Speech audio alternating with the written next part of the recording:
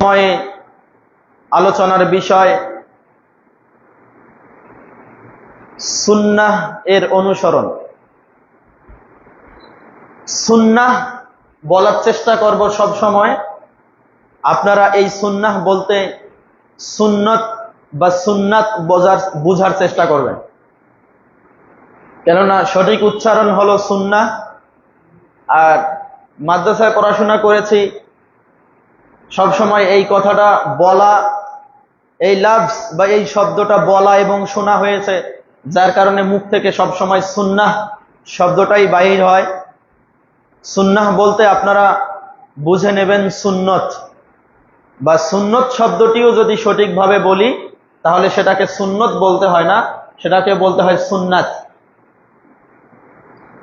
তো সুন্নাতের অনুসরণ বা সুন্নাহের অনুসরণ প্রসঙ্গে আমি আপনাদের সম্মুখে আলোচনা করব ইনশাআল্লাহ।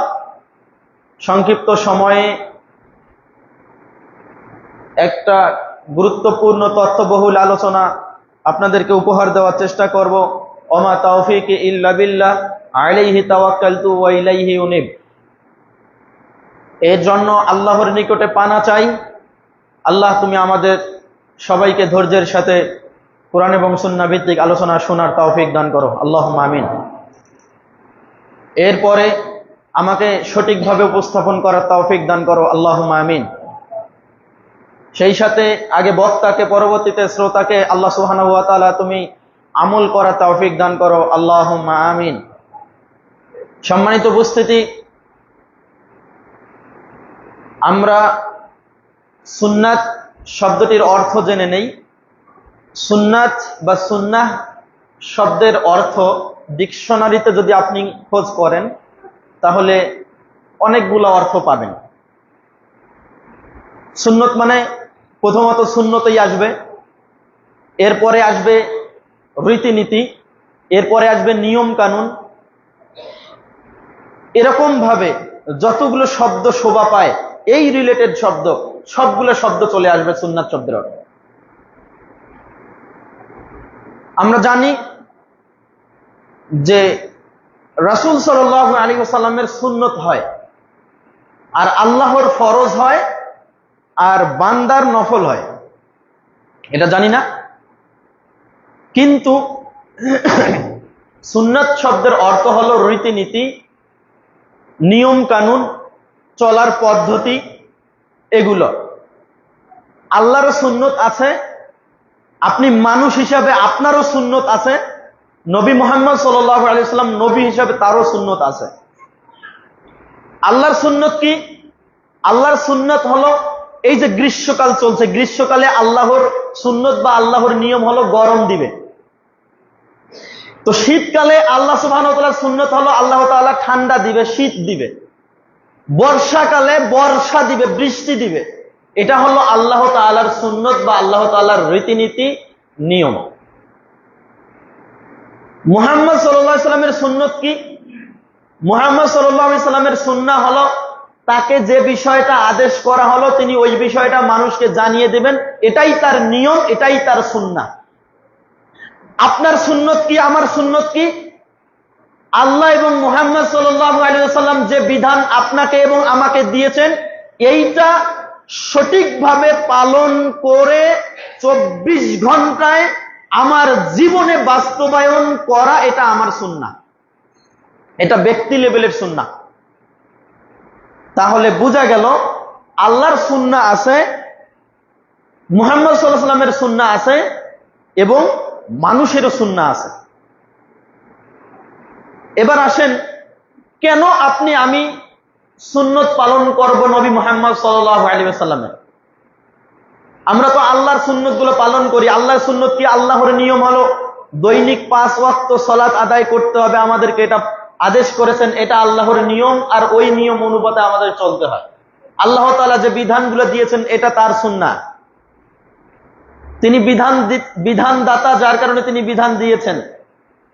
এবার এই বিধানটা তিনি নিজে এসে পৃথিবীতে, তিনি নিজে এসে এই বিধানটা বলে যান নাই কোনো মানুষকে। তিনি আবু জাহেলকে এসে বলেন নাই, আবু জাহেল, আবু লাহাব, উতবা, সাইবা, ওয়ালিদ ইবনে মুগীরা, এই বিধান আমি তোমাদেরকে দিয়ে দিলাম, এই বিধান তোমরা মেনে চলো।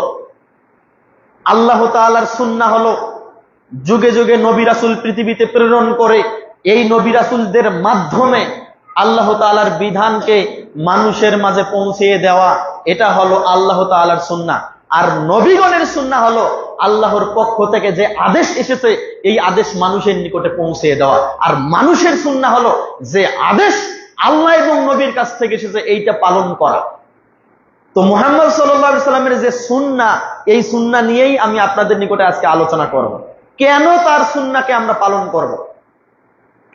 আল্লাহ সুবহানাহু ওয়া তাআলা বলছেন পবিত্র কুরআনুল কারীম সূরা নাজম 3 এবং 4 নম্বর আয়াতে আল্লাহ সুবহানাহু ওয়া তাআলা বলছেন, ওয়ামা ইয়ানতিকু আনিল হাওয়া ইন হুয়া ইল্লা ওয়াহয়ু ইউহা।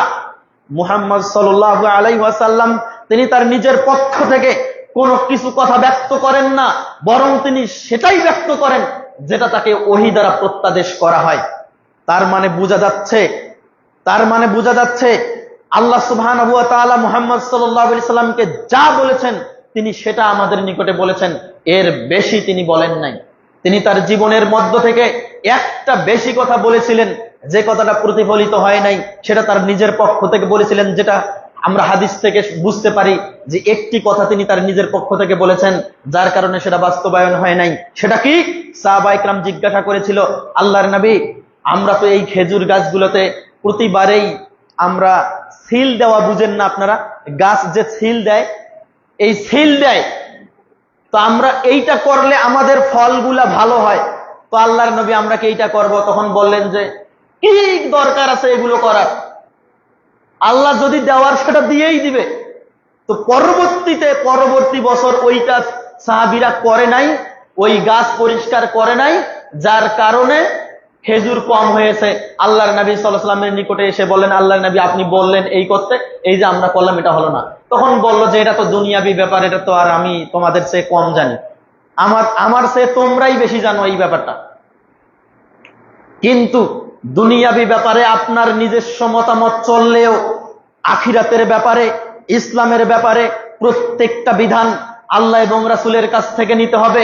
কোন পীর সাহেবের কাছ থেকে নয়, কোন বাবা হুজুরের কাছ থেকে নয়, কোন বুজুর্গানে দ্বীনের কাছ থেকে নয়, কোন আব্বা হুজুরের কাছ থেকে নয়, কোন গাউস কুতুব ওলি আউলিয়ার কাছ থেকে নয়, কোন বড় হুজুর, দাদা হুজুর, নানা হুজুরের কাছ থেকে নয়। ইসলামকে নিতে হলে, আমলকে নিতে হলে কোন ইমামের মাধ্যমেও নয়, অন্ধ অনুসরণের মাধ্যমেও নয়, শুধু একমাত্র কেবলমাত্র নবী মুহাম্মদ সাল্লাল্লাহু আলাইহি সাল্লামের অনুসরণের মাধ্যমে যা আমল এসেছে সে আমল আপনাকে আমাকে মেনে নিতে হবে, তাহলে আপনি আমি সফল কাম হব। সম্মানিত উপস্থিতি, কি কারণে রাসূল সাল্লাল্লাহু আলাইহি সাল্লামের সুন্নাহকে আপনাকে আমাকে পালন করতে হবে? আল্লাহ সুবহানাহু ওয়া তাআলা বলছেন সূরা আম্বিয়া, সূরা আহজাব, সূরা নাম্বার 33 আয়াত নাম্বার 21, আল্লাহ সুবহানাহু ওয়া তাআলা বলছেন, লাকাদ কানা লাকুম ফি রাসূলিল্লাহি উসওয়াতুন হাসানাহ, তোমাদের মধ্যে উত্তম আদর্শ, তোমাদের মধ্যে উত্তম চরিত্র রয়েছে মুহাম্মদ রাসূলুল্লাহ সাল্লাল্লাহু আলাইহি সাল্লামের নিকটে। যার নিকটে উত্তম চরিত্র, যার নিকটে উত্তম আদর্শ আছে, তার কাছ থেকে আদর্শ আমাদেরকে নিতে হবে। আল্লাহ সুবহানাহু ওয়া তাআলা বলেন নাই তোমাদের নিকটে উত্তম আদর্শ আছে মুহাম্মাদের নিকটে, এরপরে অমুক ব্যক্তির নিকটে, এরপরে অমুক ইমামের নিকটে, এরপরে অমুক পীরের নিকটে, অমুক গাউস কুতুব ওলিয়া উলিয়ার নিকটে। একথা আল্লাহ সুবহানাহু ওয়া তাআলা বলেন নাই। আল্লাহ বলেছেন তোমাদের নিকটে উত্তম আদর্শের ব্যক্তি হলো মুহাম্মদুর রাসূলুল্লাহ সাল্লাল্লাহু আলাইহি সাল্লাম। এজন্য আমাদেরকে মুহাম্মদ সাল্লাল্লাহু আলাইহি সাল্লামের কাছ থেকে বিধান নিতে হবে।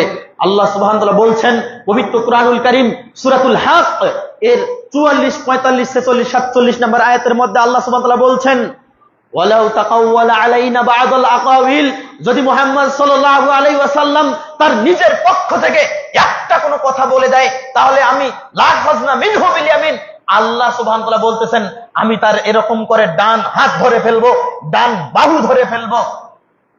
সুম্মা লাকাতা'না মিনহুল ওয়াতিন, এরকম করে ডান বাহু ধরে ফেলে তার শিরা উপশিরাগুলো, আমি তার শিরা উপশিরাগুলো কর্তন করে দিব। তার কোন শিরা উপশিরা আমি বেঁচে রাখবো না, কোন আলাদা করে রাখবো না, সবগুলাকেই আমি কর্তন করে ফেলবো। প্রত্যেকটা শিরা উপশিরাকে কর্তন করে ফেলবো, যদি কিনা সে আমি আল্লাহ যা বলেছি এই কথা বলতে গিয়ে একটা সামান্য পরিমাণ কথা সে নিজের পক্ষ থেকে ইসলামের নামে বলে। কত বড় কঠিন কথা মুহাম্মাদের জন্য বলেছেন, অথচ পৃথিবীর ইতিহাসে সর্বশ্রেষ্ঠ ব্যক্তিটার নাম হচ্ছে মুহাম্মদ রাসূলুল্লাহ সাল্লাল্লাহু আলাইহি ওয়াসাল্লাম, যার প্রশংসার পতাকা থাকবে। এই প্রশংসার পতাকার ছায়াতলে সমস্ত নবী রাসূলগণ অবস্থান করবে। যেখানে থাকবে ইব্রাহিম নবীর মতো একজন নবী, যেখানে ঈসা নবীর মতো একজন নবী, মূসা নবীর মতো একজন নবী। সারা পৃথিবীর রাজত্ব ছিল দাউদ আলাইহিস সালামের, সারা পৃথিবীর রাজত্ব ছিল সুলাইমান আলাইহিস সালামের, যিনি কিনা গরু ছাগল পশু পাখির সবার কথা বুঝতো। এমন রাজত্ব ছিল সুলাইমান আলাইহিস সালামের। এমন এমন ফেমাস নবীগণ রাসূলগণ আল্লাহর নবীর প্রশংসার, মুহাম্মদ সাল্লাল্লাহু আলাইহি ওয়াসাল্লামের প্রশংসার ছায়াতলে অবস্থান করবে। এমন একজন নবীর সম্পর্কে আল্লাহ সুবহানাহু ওয়া তাআলা বলতেছেন, যদি কিনা তিনি নিজের পক্ষ থেকে কোনো কথা বলে দেন, তাহলে আমি তার ডান বাহু ধরে ফেলবো, অতঃপর তার সমস্ত শিরা উপশিরা কর্তন করে কেটে ফেলবো। আপনি মনে করছেন কি ইসলামকে আপনি চারটিখানি ব্যাপার মনে করছেন কিনা?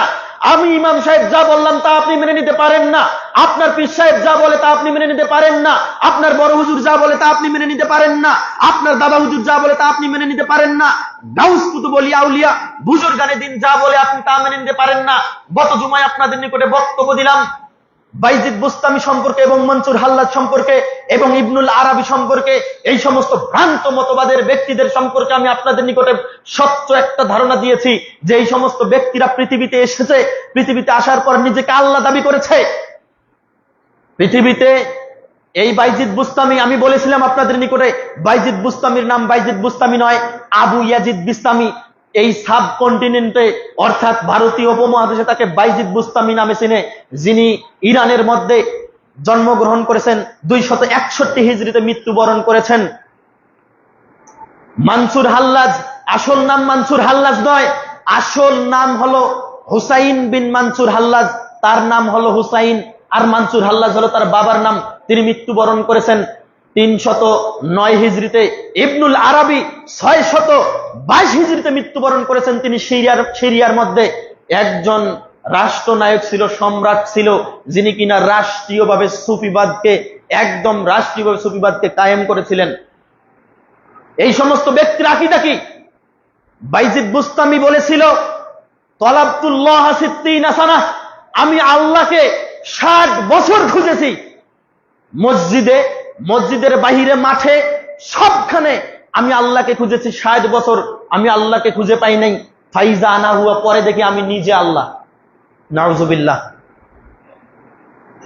বাইজিদ বুস্তামি তিনি বলেছিলেন, মান আরাফাল্লাহ, যে ব্যক্তি আল্লাহকে খুঁজবে অতঃপর আল্লাহকে খুঁজে পেয়ে যাবে। যে ব্যক্তি আল্লাহকে খুঁজবে অতঃপর সে আল্লাহকে পেয়ে গেল। মানে সে কি হলো? যে ব্যক্তি আল্লাহকে খুঁজবে মানে নামাজ, রোজা, হজ, যাকাত যা আছে সব পরিপূর্ণভাবে করবে, করার পরে সে আল্লাহর বুজুর্গ ব্যক্তি হয়ে গেল। আল্লাহর বুজুর্গ ব্যক্তি হওয়ার পরে তিনি বলতেছেন, সাকাতাত আনহু শারায়ে, যখন সে বুজুর্গ ব্যক্তি হয়ে গেল, আল্লাহর বেশি বেশি আমল করে ফেললো, নিজে একজন বুজুর্গানে দিন হয়ে গেল, বড় একজন আবেদ বান্দা হয়ে গেল, আমল গুজারি ব্যক্তি হয়ে গেল, তাহাজ্জুদ গুজারি ব্যক্তি হয়ে গেল, তখন সাকাতাত আনহু শারায়ে, তখন তার শরীয়তের সমস্ত বিধান রহিত, শরীয়তের আর তার কোনো আমল করতে হবে না, নামাজ করতে হবে না, রোজা রাখতে হবে না, তার কোনো হজ, যাকাত, ইসলামের যত ইবাদত আছে তার একটা ইবাদত আর কোনো ওই ব্যক্তির করা লাগবে না। পৃথিবীর ইতিহাসে সর্বশ্রেষ্ঠ ব্যক্তি মুহাম্মদ সাল্লাল্লাহু আলাইহি ওয়াসাল্লাম, তার নামাজ লাগে, রোজা লাগে। পৃথিবীতে বেঁচে থাকতে 10 জন সাহাবী শুভ সংবাদ পাইলেন, তাদের নামাজ লাগে, রোজা লাগে। পৃথিবীর ইতিহাসে ইমাম বুখারী রাহিমাহুল্লাহ, ইমাম মুসলিম রাহিমাহুল্লাহ, এরকম হাদিস বিশারদগণ, অসংখ্য হাদিস বিশারদগণ পৃথিবীতে এসেছিল, তাদের নামাজ লাগে, রোজা লাগে। পৃথিবীর ইতিহাসে সর্বশ্রেষ্ঠ নবী বা সর্বশ্রেষ্ঠ ইমাম বলা হচ্ছে, যাকে ইমামুল আজম বলা হয়, ইমাম আবু হানিফা রাহিমাহুল্লাহ। 80 হিজরিতে জন্ম, 150 হিজরিতে মৃত্যু, যিনি একজন বড় মুজতাহিদ ব্যক্তি পৃথিবীতে এসেছিল। ইমাম শাফি রাহিমাহুল্লাহ 150 হিজরিতে জন্ম, 204 হিজরিতে মৃত্যু। ইমাম মালিক রাহিমাহুল্লাহ মদিনার মুহাদ্দিস। ইমাম আউজাই রাহিমাহুল্লাহ, ইমাম সুফিয়ান সাউরি রাহিমাহুল্লাহ, এত বড় বড় মুহাদ্দিস ব্যক্তি, এত বড় বড় মুজাদ্দিদ ব্যক্তি, তাদের নামাজ লাগে, রোজা লাগে। আর যে ব্যক্তি আল্লাহকে পেয়ে গেল, যে ব্যক্তি তথাকথিত সুফি, ওই বাইজিদ বুস্তামির মাজারের মধ্যে খাদেম হিসাবে বসে আছে, ওই বাইজিদ বুস্তামির অনুসারী বলে যারা দাবি করতেছে, তাদের নামাজ লাগে না, তাদের রোজা লাগে না। আস্তাগফিরুল্লাহ। কি আকীদা? এই বাইজিদ বুস্তামির আকীদা হলো আল্লাহর নবীর একটা প্রশংসার পতাকা থাকবে, আর এই প্রশংসার পতাকার ছায়াতলে সমস্ত নবী রাসূল থাকবে। এই প্রশংসার পতাকার যে দাম, আমি বাইজিদ বুস্তামির যে একটা প্রশংসার পতাকা থাকবে কিয়ামতের মাঠে, এই প্রশংসার পতাকার দাম হবে মুহাম্মাদের পতাকার চেয়ে বেশি। নাউজুবিল্লাহ। যারা নিজেকে আল্লাহ দাবি করতেছে, যারা নিজেকে নবী মুহাম্মাদের চেয়ে বেশি দামি মনে করতেছে, এই সমস্ত ব্যক্তির দেখবেন হাজার হাজার লক্ষ লক্ষ কোটি কোটি ফলোয়ার, তারা তাদের মাজারের মধ্যে মানত করতেছে, তারা তাদের মাজারের মধ্যে গিয়ে দান সাদাকা করতেছে, মাজারের মধ্যে গিয়ে দেখবেন সিজদা করতেছে। তারা আল্লাহকেও চায়, মুহাম্মদ সাল্লাল্লাহু আলাইহি সাল্লামকেও চায়, এবং তারা ওই বুজুর্গানে দিন, ওই পীর সাহেব, ওই ইবনুল আরাবিকে চায়, মানসুর হাল্লাজকে চায়, এবং বাইজিদ বুস্তামিকেও তারা ফলো করতে চায়। এ কথা আমি বলতে চাই, যারা এই সমস্ত আকীদা বহন করে, বাইজিদ বুস্তামির পরে মানসুর হাল্লাজ তিনি নিজে বলেছিলেন আনাল হক, আমি সবচেয়ে বড় আল্লাহ, আমি সবচেয়ে বড় আল্লাহ। এই কথা ফেরাউন বলেছিল আনা রব্বুকুমুল আ'লা, আমি তোমাদের জন্য সবচেয়ে বড় আল্লাহ। নাউজুবিল্লাহ। ফেরাউন আনাল হক বলার কারণে সে কাফের হলো, আর মনসুর হাল্লাজ আমি সবচেয়ে বড় আল্লাহ এই কথা বলার পরে সে কাফের না হয়? সে বুজুর্গানে দিন হয়ে যায়, সে আমাদের পীর সাহেব হয়ে যায়। ইবনুল আরাবির মতো একজন ব্যক্তি, সুফি ব্যক্তি, তাকে আমরা মডেল হিসাবে গ্রহণ করেছি, মুহাম্মদ সাল্লাল্লাহু আলাইহি ওয়াসাল্লামকে আমরা মডেল হিসাবে গ্রহণ করতে পারি নাই। কিয়ামতের মাঠে স্পষ্ট কথা শুনে রাখেন, কিয়ামতের মাঠে প্রত্যেক ব্যক্তি তার নেতার সামনে দাঁড়াবে। আল্লাহ সুবহানাহু ওয়া তাআলা বলছেন পবিত্র কুরআনুল কারীম সূরা বানী ইসরাঈল এর ৭১ নম্বর আয়াত, আল্লাহ সুবহানাহু ওয়া তাআলা বলছেন ইয়াউমা নাদউ কুল্লা উনাসিম বিইমামিহিম, কিয়ামতের মাঠে প্রত্যেক ব্যক্তি তার ইমামের সাথে দাঁড়াবে। কিয়ামতের মাঠে মুহাম্মদ সাল্লাল্লাহু আলাইহি সাল্লাম ছাড়া আর কে ইমাম হবে? কিয়ামতের মাঠে মুহাম্মদ সাল্লাল্লাহু আলাইহি সাল্লাম ছাড়া আর কে নেতা হবে আপনার? কিয়ামতের মাঠে সবাই ইয়া নাফসি বলতে থাকবে, প্রত্যেকটা নবী রাসূল ইয়া নাফসি করতে থাকবে। কোন নবী কোন উম্মতের জন্য, তাদের নিজের উম্মতের জন্য সুপারিশ করার কোনো ক্ষমতা রাখবে না। যেখানে আদম আলাইহিস সালামের নিকটে যাবে, আদম আলাইহিস সালাম বলবে অমুকের নিকটে যাও, ওই ইমামের ওই মুসার নিকটে যাও, ইব্রাহিমের নিকটে যাও, ইব্রাহিম বলবে মুসার নিকটে যাও, মুসা বলবে ঈসার নিকটে যাও, ঈসা বলবে মুহাম্মাদের নিকটে যাও। সেখানে মুহাম্মদ সাল্লাল্লাহু আলাইহি ওয়াসাল্লাম তিনি একজন সর্বশ্রেষ্ঠ নবী, তিনি অতঃপর এই উম্মতের জন্য সুপারিশ করবেন। কিয়ামতের মাঠে কোনো ব্যক্তি ইমাম হবে না। আজকে আমাদের যে ভ্রান্ত কথা বলে আমাদের ইমাম গজিয়ে গিয়েছে, এই সমস্ত ইমাম কিয়ামতের মাঠে আর খুঁজে পাওয়া যাবে না। আমি বলছি, মুহাম্মদ সাল্লাল্লাহু আলাইহি ওয়াসাল্লামের অনুসরণ ছাড়া আপনার কোনো গত্যান্ত নেই। মুহাম্মদ সাল্লাল্লাহু আলাইহি ওয়াসাল্লামের অনুসরণ ছাড়া আপনি কোনো আমল করলে এই আমল কবুল হবে না। মুহাম্মদ সাল্লাল্লাহু আলাইহি ওয়াসাল্লাম কোনো একটা বিষয় ফয়সালা দিবে, ওই বিষয়টা যদি আপনি মেনে না নেন, আর ওই ফয়সালার উপর যদি আপনি মাতাব্বরি করে অন্য কোনো হুজুর, অন্য কোনো পীর সাহেব, অন্য কোনো দাদা হুজুর বুজুর্গানে দিনের কথা যদি আপনি মেনে নেন, অন্য কোনো ইমামের কথা যদি আপনি মেনে নেন, অন্য কোনো ব্যক্তির কথা যদি আপনি মেনে নেন, তাহলে আপনি পথভ্রষ্ট হবেন, তাহলে আপনি জাহান্নামের মধ্যে যাবেন। মর্মে আল্লাহ সুবহানাহু ওয়া তাআলা বলছেন সূরা নিসা আয়াত নাম্বার 65, আল্লাহ সুবহানাহু ওয়া তাআলা বলছেন ওয়ামাইয়ুশাকিকির রাসূল, যে ব্যক্তি আল্লাহর নবী সাল্লাল্লাহু আলাইহি ওয়াসাল্লামের বিরুদ্ধাচরণ করবে, তাবায়্যানা লাহু মিনাল হুদা, হেদায়েত স্পষ্ট হওয়ার পর, যখন মানুষ হেদায়েত স্পষ্ট হওয়ার পর মানে মুহাম্মদ সাল্লাল্লাহু আলাইহি ওয়াসাল্লাম একটা বিষয় ফয়সালা দিয়েছে, অতঃপর এই বিষয়ে ফয়সালা না নিয়ে আপনি অন্য কারো মন্তব্য মেনে নিলেন, অন্য কারো মতামতকে মেনে নিলেন, মুহাম্মদ সাল্লাল্লাহু আলাইহি ওয়াসাল্লামের এই হেদায়েতের কথাটা আপনি মেনে নিলেন না। আল্লাহ সুবহানাহু ওয়া তাআলা বলছেন তাওয়াল্লাহুম নুসলিহিম মা তাওয়াল্লা, আমি তাদেরকে ওইভাবেই ছেড়ে দিব যেভাবে তারা চলতে চায়। নুয়াল্লিহিম মা তাওয়াল্লা, আমি তাদেরকে সেইভাবেই ছেড়ে দিব তারা যেভাবে চলতে চায়। অতঃপর নুসলিহি জাহান্নাম, তাকে পৃথিবীতে ওইভাবে চলতে দিব, কিন্তু কিয়ামতের মাঠে যখন সে আসবে আমি তাকে জাহান্নামের মধ্যে নিক্ষেপ করব। ওয়াসাআত মাসীরা, আর আল্লাহ সুবহানাহু ওয়া তাআলা বলছেন জাহান্নাম কতই না নিকৃষ্ট একটা আবাসস্থল।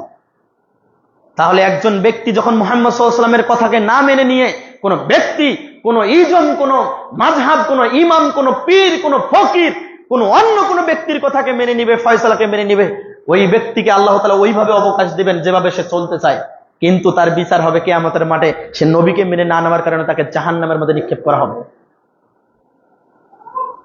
আল্লাহ সুবহানাহু ওয়া তাআলা বলছেন পবিত্র কুরআনুল কারীম সূরাতুল ফুরকান 27 এবং 28 নম্বর আয়াত, কিয়ামতের মাঠে অপরাধীরা এইরকম করে নখগুলা কামড় দিবে, এইরকম করে নখগুলা কামড় দিয়ে, এরকম করে নখগুলা কামড় দিয়ে বলবে, হায় আফসোস যদি আমি ওই ব্যক্তিকে ইমাম হিসাবে গ্রহণ না করতাম, হায় আফসোস যদি আমি ওই ব্যক্তিকে পীর হিসাবে গ্রহণ না করতাম, হায় আফসোস আজকে যদি আমি ওই পৃথিবীতে যদি আমি ওই ব্যক্তিকে নিজের অনুসরণীয় ব্যক্তি হিসেবে, বন্ধু হিসেবে গ্রহণ না করতাম, আর আমি যদি মুহাম্মদকে একমাত্র অনুসরণের ব্যক্তি হিসেবে যদি আমি গ্রহণ করতাম, তাহলে কিয়ামতের মাঠে আজকে আমাকে এরকম ধ্বংস হতে হতো না। আপনি খুলবেন না সূরা ফুরকানটা 27 এবং 28 নম্বর আয়াতটা। এই কথাই প্রত্যেকটা বান্দা বলবে, প্রত্যেকটা ব্যক্তি বলবে যারা কিনা মুহাম্মদ সাল্লাল্লাহু আলাইহি ওয়াসাল্লামের নামে নাম দিয়ে নিজেকে উম্মতে মুহাম্মাদি বলে অন্য কোন ব্যক্তির অনুসরণ করেছে, এই কথা বলবে। এরপরে সূরা নূরের 63 নম্বর আয়াতটা এত বড় জটিল। আল্লাহ সুবহানাহু ওয়া তাআলা বলছেন, আল্লাহ সুবহানাহু ওয়া তাআলা বলছেন কিয়ামতের মাঠে এই সমস্ত ব্যক্তিরা, কিয়ামতের মাঠে এই সমস্ত ব্যক্তিরা নিজের অপরাধকে তারা মনে করবে যে হ্যাঁ আজকে আমি নিজেই অপরাধী। তাকে বলতে হবে না যে তুমি এই অপরাধ করেছো, তাকে বলতে হবে না যে তুমি নবী মুহাম্মাদের অনুসরণ না করে অমুক ব্যক্তির অনুসরণ করেছো, এই কথা তাকে বলতে হবে না। সে নিজে বুঝতে পারবে যে অমুক ব্যক্তির অনুসরণ করার কারণে আজকে আমি নিজে অপরাধী। আজকে আমি যদি নবী মুহাম্মদ সাল্লাল্লাহু আলাইহি ওয়াসাল্লামকে পৃথিবীতে অনুসরণীয় ব্যক্তি হিসেবে গ্রহণ করতাম, তাহলে আজকে আমাকে এই রকম ভাবে অপরাধীর কাতারে গিয়ে আমাকে আজকে দাঁড়ানো লাগতো না। এই কথা বলার পর আল্লাহ সুবহানাহু ওয়া তাআলা বলছেন ওই ব্যক্তিকে কোনো আর কৈফিয়ত না শুনে, ওই ব্যক্তিকে নুসলিহি জাহান্নামা, কোনো কথা না শুনে ওই ব্যক্তিকে জাহান্নামের মধ্যে নিক্ষেপ করা হবে। আপনি কি চিন্তা করলেন? নবী মুহাম্মদ সাল্লাল্লাহু আলাইহি ওয়াসাল্লামের অনুসরণ ছাড়া আপনি যদি ইবাদত করতে চান, এই ইবাদত ইবাদতেই থেকে যাবে, এই ইবাদতটা আমলে সালেহ হবে না, এই ইবাদতটা আল্লাহর নিকটে গ্রহণযোগ্য হবে না। আপনি যতই আমল করতে চান না কেন, এই আমলটা যতই সুন্দর হোক না কেন, এই আমলটা যতই পৃথিবীর সমস্ত আলেম ঐক্যমত করুক না কেন, পৃথিবীর সমস্ত আলেম যদি ঐক্যমত করে আর এই আমলটা যদি নবী মুহাম্মদ সাল্লাল্লাহু আলাইহি ওয়াসাল্লাম এবং সাহাবায়ে কেরাম থেকে প্রমাণিত না হয়, তাহলে এই আমল কখনোই কিয়ামতের মাঠে গ্রহণযোগ্য হবে না, সেটা বেদাত বলে গ্রহণযোগ্য হবে। আপনারা শুনেছেন কিছুদিন পূর্বে তারাবির নামাজ নিয়ে বিশাল বড় একটা বাহাস হয়ে গেল হানাফি এবং আহলে হাদিসে। হক স্পষ্ট হওয়ার পরেও যারা হককে মেনে নিতে পারে না, তারা ডিভাইডের মধ্যে বসে তারা নিজেরা ব্যর্থ হয়েছে, ব্যর্থতার গ্লানি নিয়ে তারা লাইফ থেকে তারা চলে গিয়েছে, ব্যর্থতার গ্লানি নিয়ে তারা প্রমাণ করতে পারে নাই 20 রাকাত তারাবি নবী মুহাম্মদ সাল্লাল্লাহু আলাইহি ওয়াসাল্লাম এবং সাহাবায়ে কেরাম পড়েছে। তারা নিজেরা বলতে বাধ্য হয়েছে যে মুহাম্মদ সাল্লাল্লাহু আলাইহি ওয়াসাল্লাম নিজে 8 রাকাত তারাবি পড়েছেন। দলিল খণ্ডন করতে তারা পারে নাই, একটা দলিল তারা খণ্ডন করতে পারে নাই, এবং তারা দলিল দেখাতেও পারে নাই বিশুদ্ধ দলিল যে নবী মুহাম্মদ সাল্লাল্লাহু আলাইহি ওয়াসাল্লাম এবং সাহাবায়ে কেরাম 20 রাকাত পড়েছেন। তারা ওমর রাদিয়াল্লাহু তাআলা আনহুর নামে যে মিথ্যাচার করে, যে কথাটা আমি আপনাদের নিকটে বলেছিলাম, যারা বলে ওমর রাদিয়াল্লাহু তাআলা আনহু 20 রাকাত তারাবি চালু করেছে, তারা ওমর রাদিয়াল্লাহু তাআলা আনহুর নামে মিথ্যা অপবাদ দেয় কেন? ওমর রাদিয়াল্লাহু তাআলা আনহু উবাই ইবনে কাব এবং তামিম আদ-দারিকে খতিব হিসাবে নিযুক্ত করেছেন। উবাই ইবনে কাব এবং তামিম আদ-দারি, হাদিসের টেক্সটটা হলো এরকম, 20 লাইলাতান, তারা 20 রাত মানুষের নামাজের ইমামতি করেছে, 20 রাত। আর এই সমস্ত কাঠমোল্লা, এই সমস্ত বুজুর্গানে দিনের নামে ভণ্ড হুজুর, এই সমস্ত পীর সাহেবের নামে ভণ্ড পীর, এরা এই জায়গাটাকে কেটে ফেলে, তাদের নিজস্ব প্রেসের মধ্যে এই লাইলাতানের জায়গায় কেটে ফেলে রাকাতান ঢুকিয়ে দিয়েছে। 20 রাকাতান, ওমর রাদিয়াল্লাহু তাআলা আনহু 20 রাকাত নামাজ চালু করেছেন। নাউজুবিল্লাহ বললেন না? তারা উমারের নামে, ওমর রাদিয়াল্লাহু তাআলা আনহুর নামে যেরকম মিথ্যা অপবাদ দিয়ে, মিথ্যা তুহমত দিয়ে যে এই 20 রাকাত নামাজকে তারা এই ভারতীয় উপমহাদেশে বাস্তবায়ন করতে চায়, তারা কিনা নিজেরা দলিল তো এরকম করেছে অতঃপর আমাদের নিকটে ধরাও খেয়েছে। ভারতীয় উপমহাদেশে শুধু হাদিস ছাপা হয়, পৃথিবীর আর অন্য কোন দেশে হাদিস ছাপানো হয় না। সৌদি আরবে প্রেস নাই, আরব আমিরাতে প্রেস নাই, দুবাইয়ের মধ্যে প্রেস নাই, মিশরের মধ্যে প্রেস নাই। সেই প্রেসগুলা থেকে যেগুলো ছাপানো হয়েছে সেখানে সত্য কথা লেগেছে। তারা লিখেছে 20 রাত নামাজ পড়েছে।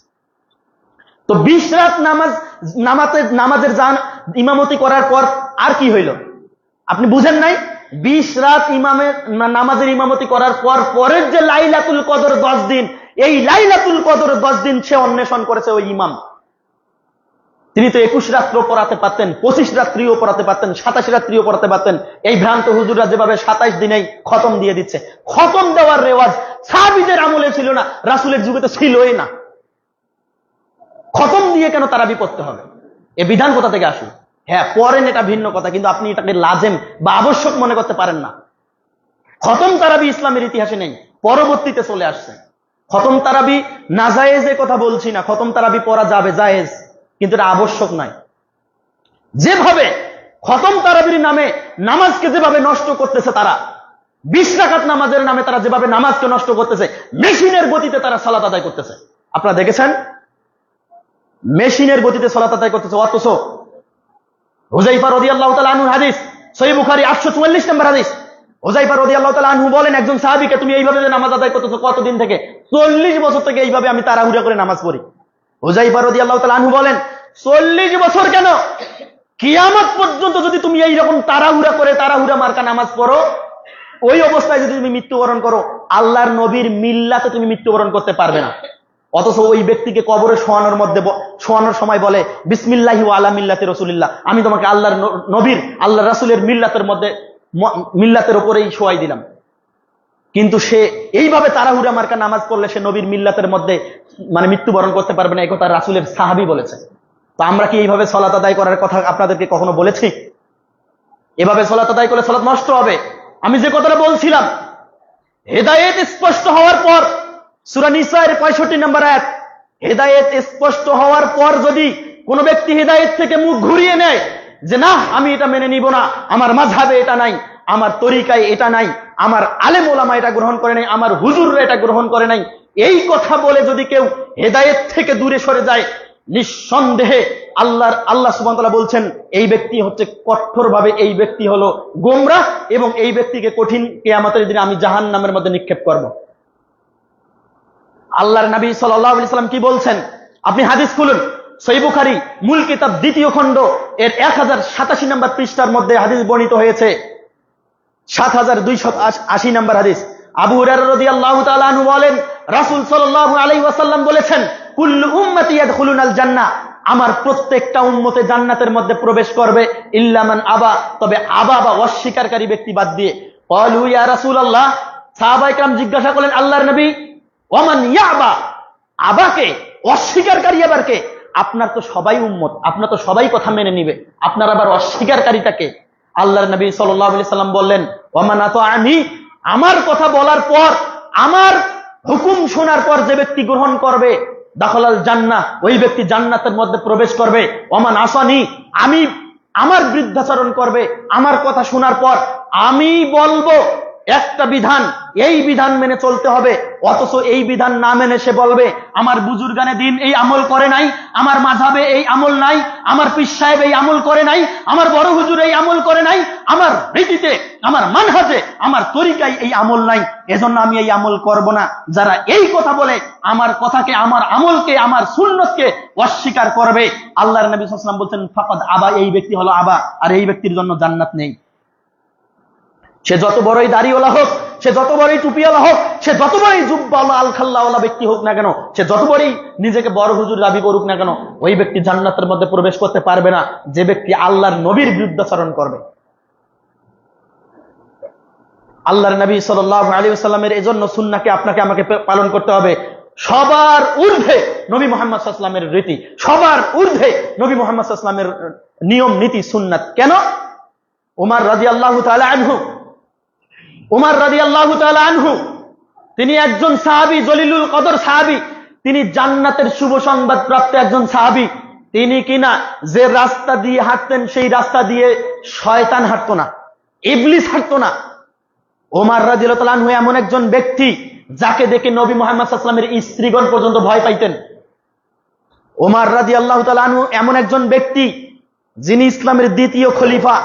তিনি আল্লাহর নবী সাল্লাল্লাহু আলাইহি ওয়াসাল্লাম হাত ধরে হাঁটতেছেন, আর আল্লাহর নবী সাল্লাল্লাহু আলাইহি ওয়াসাল্লামকে ওমর রাদিয়াল্লাহু তাআলা আনহু নিজে নিজে বলতেছেন, আল্লাহর নবী, আমি আপনাকে ভালোবাসি, তবে আমার নিজের জীবনের চেয়ে নয় বেশি। আপনাকে ভালোবাসি, আপনার অনুসরণ করি, কিন্তু আপনার চেয়ে আমি আমার নিজের জীবনকে বেশি ভালোবাসি। আল্লাহর নবী সাল্লাল্লাহু আলাইহি ওয়াসাল্লাম এরকম সাহাবীকে বললেন, যিনি জান্নাতের শুভ সংবাদ প্রাপ্ত সাহাবী, তাকে বললেন, ওমর, তুমি যতক্ষণ পর্যন্ত আমাকে, আমি নবী মুহাম্মদকে 100% ভালোবাসতে পারবে না, ততক্ষণ পর্যন্ত তুমি ঈমানদার হতে পারবে না। এরপরে এই কথা শোনার পর ওমর রাদিয়াল্লাহু তাআলা আনহু বলেন, আল্লাহর নবী, আমি আমার জীবনের সবচেয়ে বেশি ভালোবাসি আপনাকে। এই কথা বলার পর আল্লাহর নবী বললেন, ওমর, তুমি তোমার ঈমানকে 100% করে নিতে পারলা। বলুন সুবহানাল্লাহ। আরো কঠিন হাদিস আপনাকে শোনাই। সহিহ মুসলিমের মধ্যে হাদিস আসছে, সহিহুল বুখারী প্রথম খণ্ড কিতাবুল ঈমানের 7 নম্বর পৃষ্ঠার মধ্যে মূল কিতাবে আছে 15 নম্বর হাদিস। মিশকাতুল মাসাবি 7 নম্বর হাদিস। আনাস বিন মালিক রাদিয়াল্লাহু তাআলা আনহু বলেন, রাসূল সাল্লাল্লাহু আলাইহি সাল্লাম বলছেন, লা ইউমিনু আহাদুকুম হাত্তা আকুনা হাব্বা ইলাইহি মিন ওয়ালিদিহি ওয়া ওয়ালাদিহি ওয়ান নাসি আজমাইন।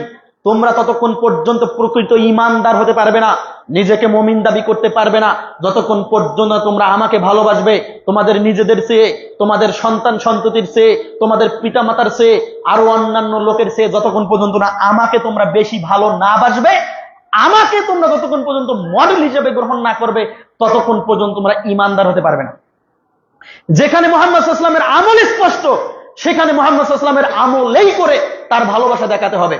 আল্লাহ সুবহানাহু ওয়া তাআলা বলছেন পবিত্র কুরআনুল কারীম সূরা আলী ইমরানের 31 নম্বর আয়াত, কুল ইন কুনতুম তুহিব্বুনাল্লাহ, যদি তোমরা আল্লাহকে ভালোবাসতে চাও, আল্লাহ বলতেছেন তোমরা যদি আল্লাহকে ভালোবাসতে চাও, ফাত্তাবিউনি, তোমরা আমার অনুসরণ করো।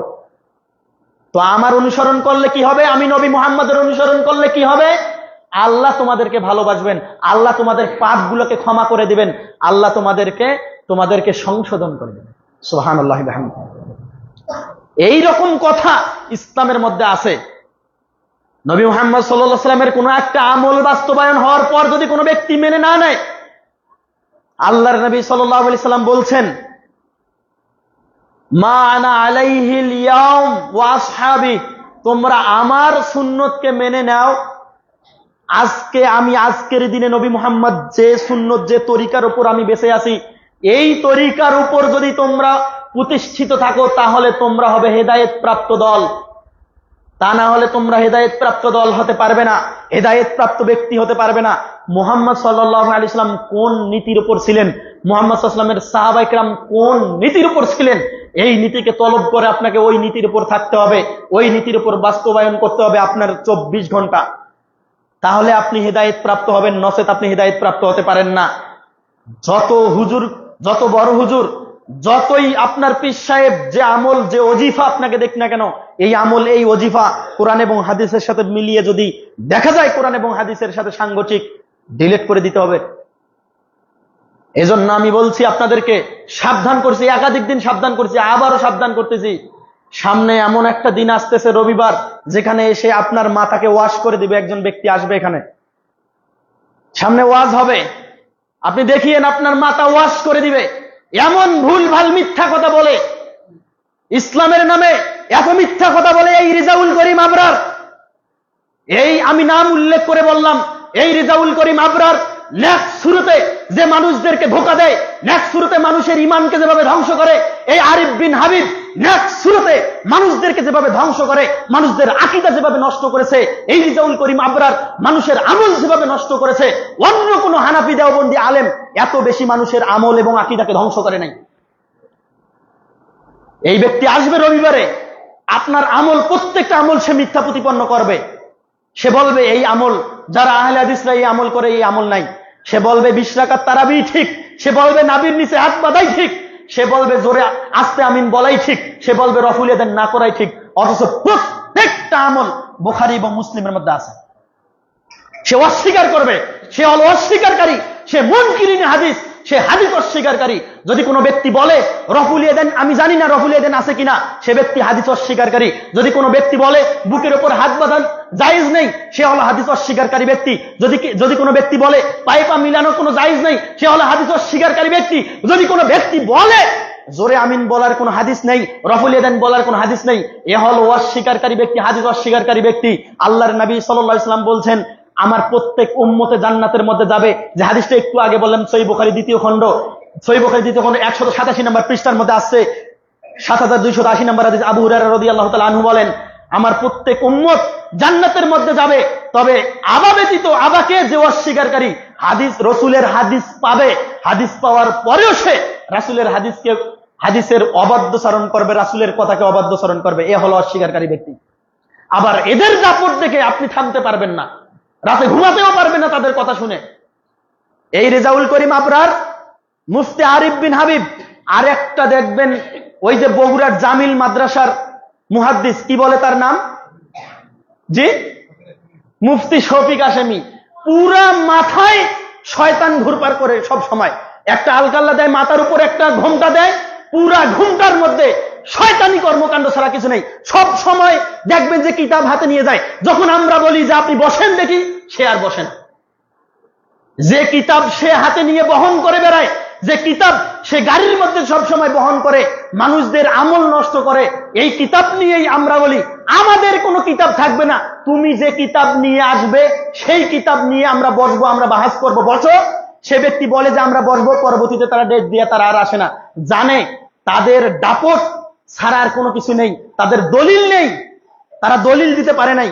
আপনারা দেখেছেন গত 1-1.5 সপ্তাহ আগে যে তারাবির নামাজ নিয়ে যে বাহাস হয়েছে, ব্রাদার রাহুল হাফিজাহুল্লাহ এবং দেখবেন আলী হাসান উসামা, তথা কথিত দেওবন্দি আলেম পীর সাহেব হয়ে বসে আছে, মোরল হয়ে বসে আছে, বড় হুজুর হয়ে বসে আছে, বড় মাদ্রাসার মুহাদ্দিস হয়ে বসে আছে।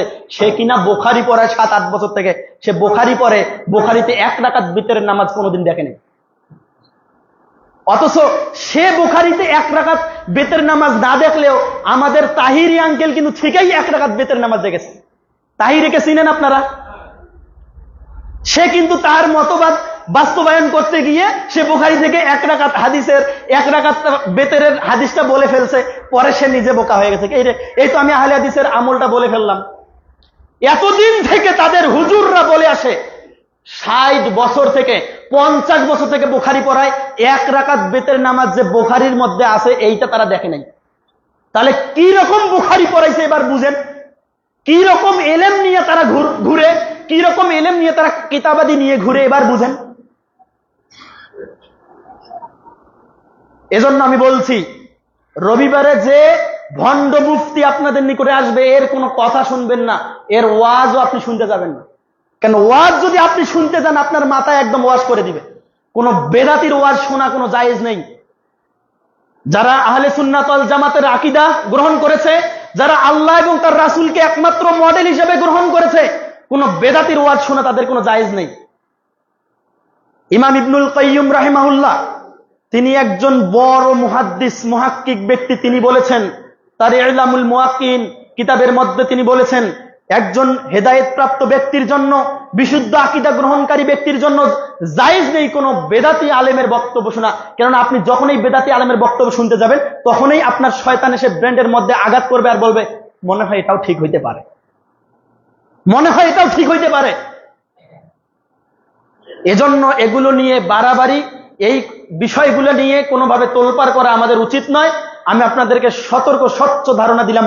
গত জুমায় আপনাদেরকে আকীদা প্রসঙ্গে বক্তব্য দিয়েছি, যে আকীদা পোষণ করে সামনের রবিবারে যে বক্তা আসবে, এই বক্তা আকীদা পোষণ করে ওই মানসুর হাল্লাজ, ওই বাইজিদ বুস্তামি এবং ওই ইবনুল আরাবির মতো তাসাউফ গ্রহণ করেছে। তারা আল্লাহকে খুঁজে পেয়েছে, তারা নিজে আল্লাহ হয়ে গিয়েছে, তারা নিজে আল্লাহর নবীর চেয়ে বড়, এমন আকীদা তারা গ্রহণ করে, মানে এমন আকীদা তারা পোষণ করে। এজন্য এরকম বেদাতি, এরকম কুফরিপূর্ণ ব্যক্তিদের নিকটে আমাদের গিয়ে এলেম নেওয়ার কোনো প্রয়োজন পড়ে না। আমরা এলেম নিব কোরআন এবং হাদিসের কথা, যারা ডাক বাংলা কথা বলে তাদের নিকট থেকে, তিতা হলেও তাদের নিকট থেকে আমরা গ্রহণ করব। আল্লাহ সুবহানাহু ওয়া তাআলা আমাদের সকলকে কোরআন এবং সুন্নাহর উপর অবিচল থেকে মৃত্যুবরণ করার তৌফিক দান করুন। আল্লাহুম্মা আমিন। ইন্নাল হামদুলিল্লাহ ওয়াসসালাতু ওয়াসসালামু আলা রাসূলিল্লাহ ওয়া বা'দ ওয়া আলা আলিহি ওয়া আসহাবিহি ওয়া মান তাবিআহুম বিইহসানিন ইলা ইয়াউমিদ্দিন। আমরা আবারও আল্লাহ তাআলার প্রশংসা আদায় করি, বলি আলহামদুলিল্লাহ। রাসূল সাল্লাল্লাহু আলাইহি ওয়াসাল্লামের উপর দরুদ আমরা সকলে বলি সাল্লাল্লাহু আলাইহি ওয়াসাল্লাম। প্রশ্ন এসেছে, মায়ের পেটের বাচ্চা মৃত্যু হলে তার কি জানাজার সালাত পড়তে হবে? দেখেন, একটা ব্যাপার, এই ব্যাপারটা নিয়ে একটু আলোচনা বেশি করতে হবে, 5-6 মিনিটে কথা বলতে হবে। সেটা হলো, মায়ের পেটে যদি বাচ্চা মারা যায়, তবে কবে মারা গেল এইটা আগে আপনাকে আইডেন্টিফাই করতে হবে। যদি 120 দিনের আগে যদি সেটা হয়ে যায়, মিসক্যারেজ হয়ে যায়, তাহলে এইটা জানাজা পড়তে হবে না। 120 দিনের আগে মায়ের পেটে বাচ্চার রূহকে ফু দেওয়া হয় না। 120 দিন মানে 340 মানে 4 মাস পর মায়ের পেটের মধ্যে ফু দেওয়া হয়, রূহ ঢুকিয়ে দেওয়া হয় 4 মাস পরে। তো 4 মাস আগে কি থাকে? 4 মাস আগে 41 থাকে বীর্য, আর 41 থাকে রক্ত, আর 41 থাকে গোস্ত। এই 120 দিনের পরে তখন একটা মোটামুটি একটা অবয়ব তৈরি হয়। এই অবয়বের মধ্যে ফেরেশতা তখন মায়ের পেটে এসে রূহ ফু দেয়, তার রিজেক্ট লেখে, তাই সে সৌভাগ্যশীল হবে না দুর্ভাগ্যশীল হবে এটা লেখে। এটা এক শ্রেণীর মতামত। আরেক শ্রেণীর মতামত মানে না, ওইটাই এখন বলি।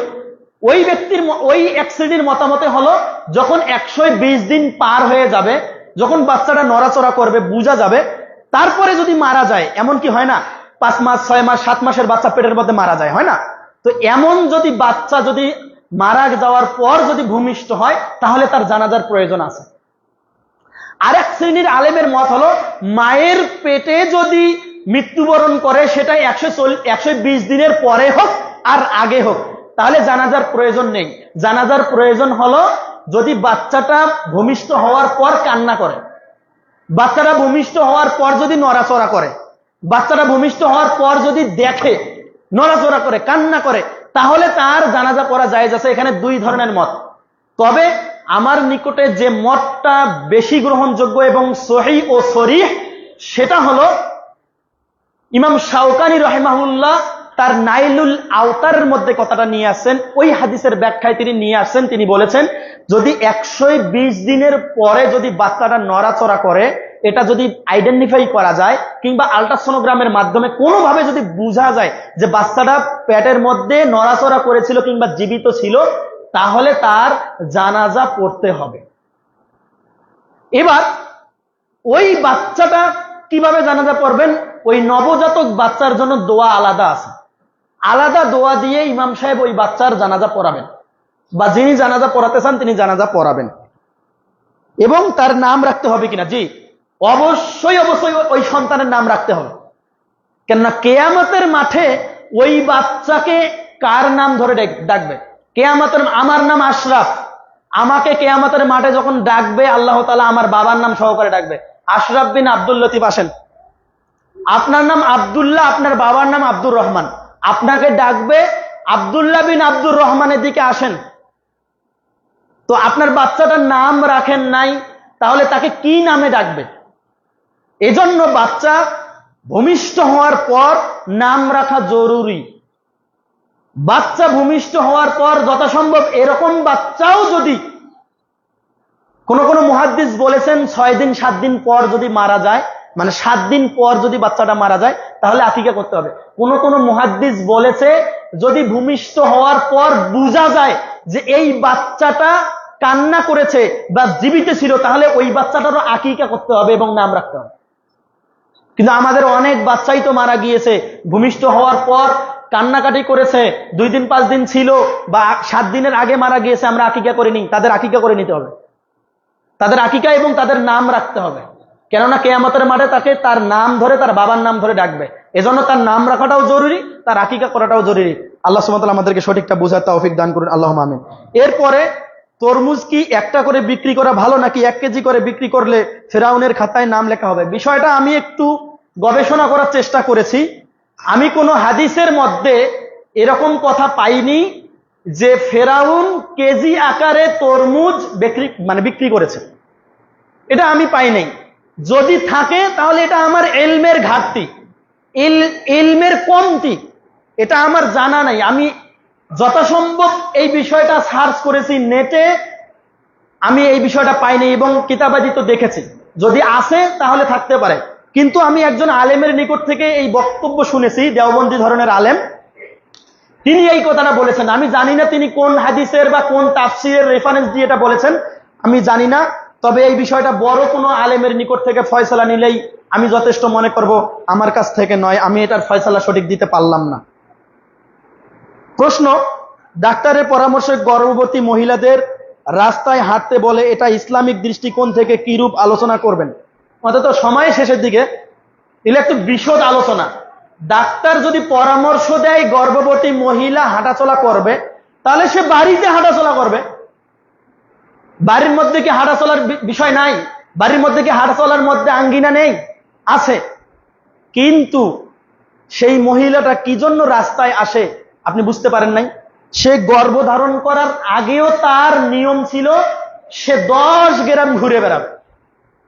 তো গর্ভধারণ করার পর যেমনি ভাবে ডাক্তার বলছে যে আপনাকে একটু হাঁটাচলা করা লাগবে, এই তো পাইছে চিঠি আর ফরকাইছে নাটি।